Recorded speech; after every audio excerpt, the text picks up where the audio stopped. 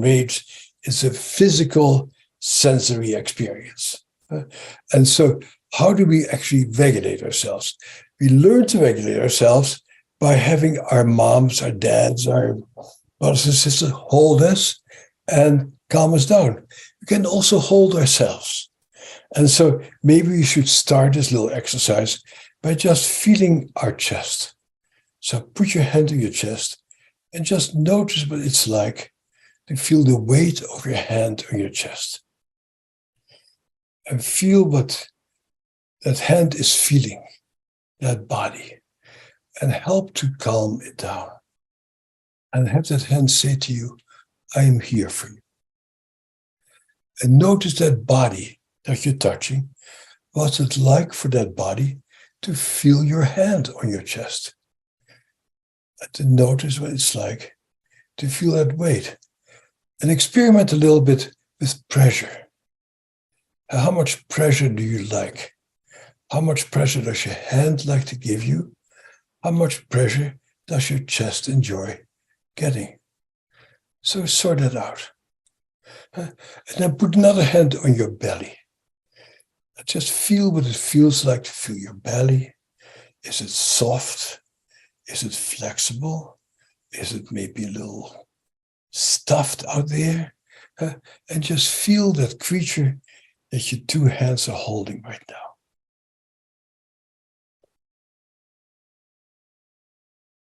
And just take some time to experience yourself and open up awareness of that part of your brain called the insula, which is the part of your brain that sends you messages from your body and that sends messages back to your body about the inner state of being.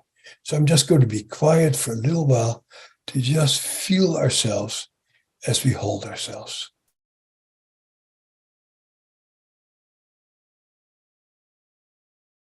And notice your breathing. Notice any feelings of unease somewhere. Notice what it's like to feel your silence.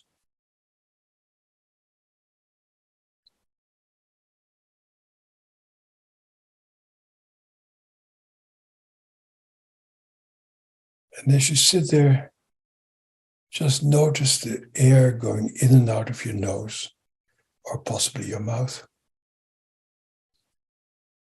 And just feel that air coming in.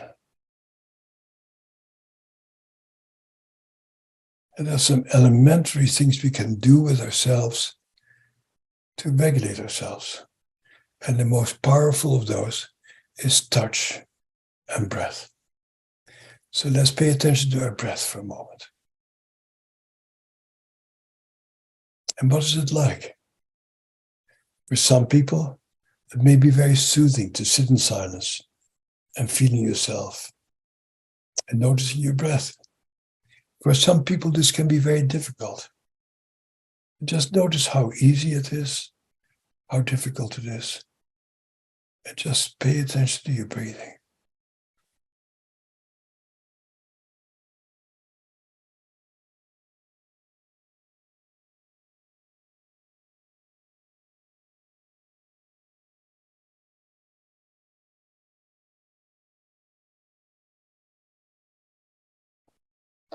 And as you hold yourself, see if you can make your in-breath just a little bit deeper and your out-breath just a little bit slower.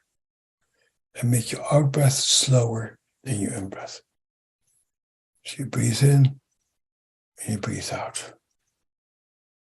And what we're doing as we breathe in and breathe out and slow down our breath, we hopefully increase something called our heart rate variability.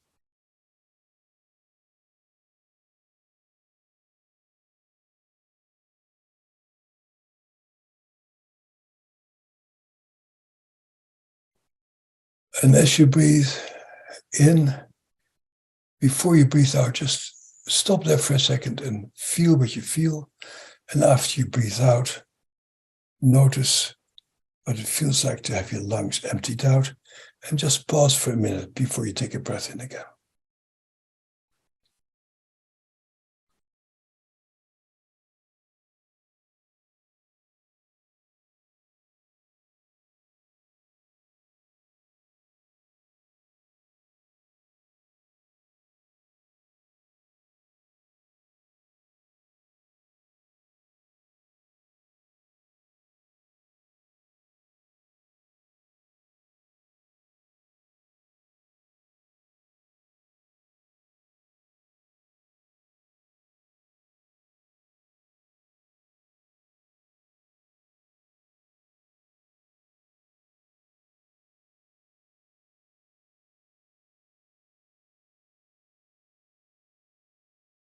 And now, as you slowly breathe in and out, notice your butt on the chair.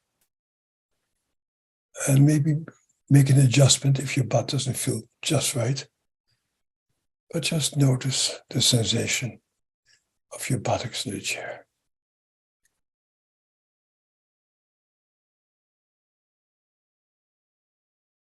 And next, notice the sensation of the soles of your feet on the ground or in the shoes, if you're wearing shoes.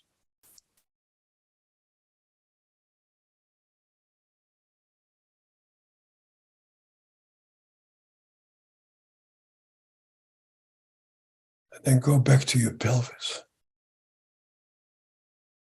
Notice your pelvis. See what it feels like. Notice your breath again.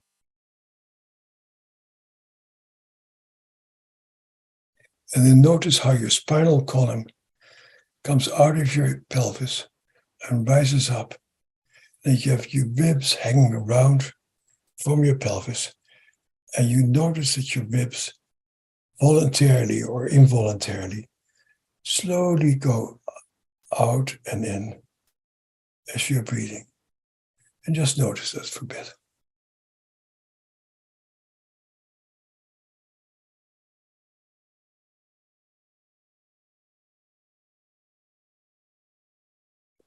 And notice your neck. It's in top of the spinal column. Notice your breath. Notice your hands on your chest. Your hands on your abdomen. And just let's sit in silence for a few minutes.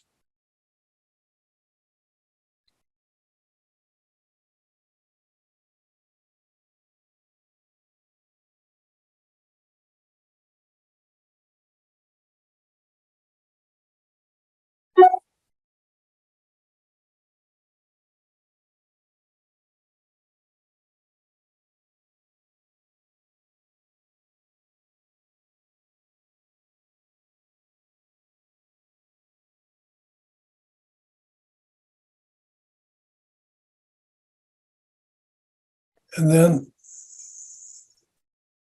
feel your neck and move it around a little bit. And look to your left and look up and see what you notice out there. And move your neck to the right. Move up and down. See what you need. Just notice the world around you. Notice if you see anything you haven't noticed before. If something intrigues you. If something is interesting, novel, worthy of paying attention. And then go back inside.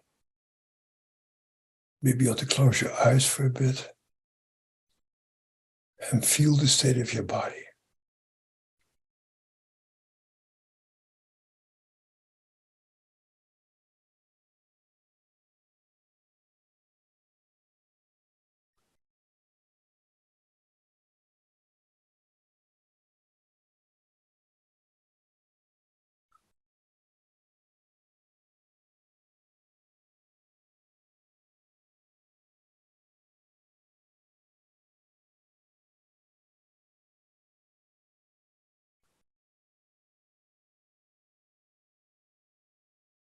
So, and notice what came up to you, for you at this time.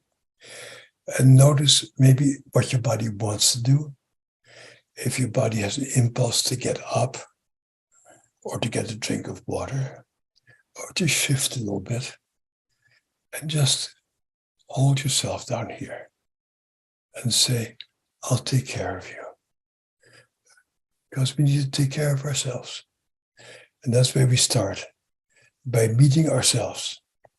Because when we deal with trauma, the trauma itself is over. It happens some time ago, maybe a long time ago.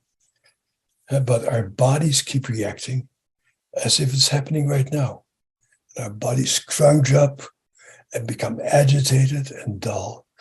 And Our job is to help our bodies to feel safe and to take care of our bodies and to know how to calm ourselves down and to feel peaceful inside. And that's the beginning of all self-regulation and self-care. Thank you very much. That was wonderful. I feel restful now. Good. I was hoping for that. I mean, our bodies carry our trauma in the form of heartbreak and gut wrench. And the last thing we really want to do is to feel that. And so we learn how to cut off our sensations towards ourselves. And that can be sometimes be very helpful, because if you're agitated and enraged and anxious and frightened, and you want to continue to function, and so it's in your best interest to try to learn to suppress that. The problem with that is that the source of aliveness, the source of pleasure, joy, and pain and misery are all stored in our physical sensations. And so while it is sometimes temporarily useful to cut off sensation in your body and not to feel them, in the long range, the price you pay for that is a loss of sense of joy and pleasure. Because pleasure and joy are also transmitted via that insula, that part of your brain that tells you how your body is doing.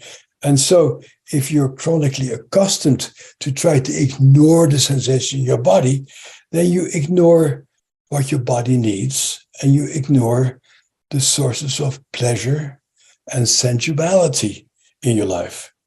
And in order to have a life, not only with yourself, but also with your kids and with your family and your loved ones, you need to have a sensual relationship with each other.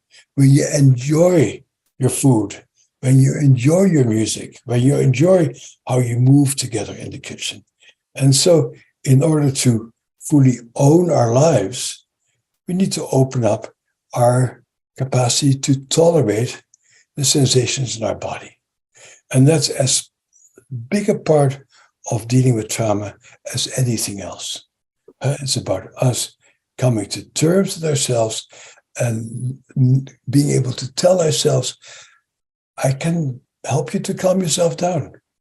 I can help you to feel calm and to feel peaceful by breathing, touching, moving, tapping sometimes, which we'll do at some point. But we need to take care of the sensations in our bodies in order to feel in charge of who we are, which is the bodies that we have. I'd like to just add too, I'm wondering how often would you suggest integrating, this type of mind-body practice into your daily life? That's a very good question. I think it's important for all of us to have regular practices of meditation, yoga, qigong, tai chi, tapping. And I would say, I think we should all spend at least 20 minutes a day just taking care of this creature who we are. And if you say, I don't have time to do that, think about how much time you spend on Instagram, Facebook, social media, checking your emails, looking what's happening in the newspaper.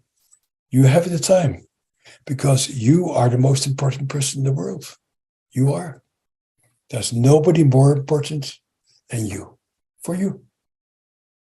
And you're the most important person for you, and I'm the most important person for me. And if we want to meet each other, we need to be fully there for each other and knowing who this creature is. Of course, our natural tendency as kids is when we feel bad to run towards somebody else to do it for us. But sooner or later, we need to learn how to be, to a large degree, those people themselves. None of us can do without other people. It's important that other people are in our lives. But in terms of regulating yourself, that is actually the job that we all have for ourselves. I have another just a follow-up. Does vigorous exercise sort of work on some of the similar things, or do you think just sort of very slowed down, mindful, observational thing does something that can never do? Oh, I think the still, calm, quiet, interoceptive piece is the critical piece. Part of what people do to get away from themselves actually is marathon running, very vigorous exercise, can be very helpful escapes from trauma. And when you feel all the sensations in your body, running, hitting a ball, punching a bag, can be a nice escape from yourself. But at the end, we need to also tolerate who we are and what we feel when we're not engaged and not doing things. And, in the course of my career, I started to work with Vietnam veterans who were about my age at the time. And many of them actually escaped into marathon running, boxing, intense physical exercise, and it helped them. But I was always worried what will happen when, as happens with human beings, their knees gave out, or they could not move as fast. And as I suspected, they did not do well. If you rely on vigorous exercise to keep yourself calm, then someday you're not able to do that anymore. And you are still stuck with that body at rest that still needs to learn to really celebrate your sensations and be assured of your sensations as being okay for you. Yeah, thank you. That's really insightful. Yeah. I think this was a nice conversation, and it was a really beautiful practice. Good. Yeah. Okay. That's great. Thank you for the reinforcement. Yeah. All right. Well, thanks to everyone for joining us. We're so happy to have you here, and we'll see you next week at the same time for TRF Tuesday. Thank you, and be well, everyone. Bye-bye. Thank you very much. Thank you. Bye.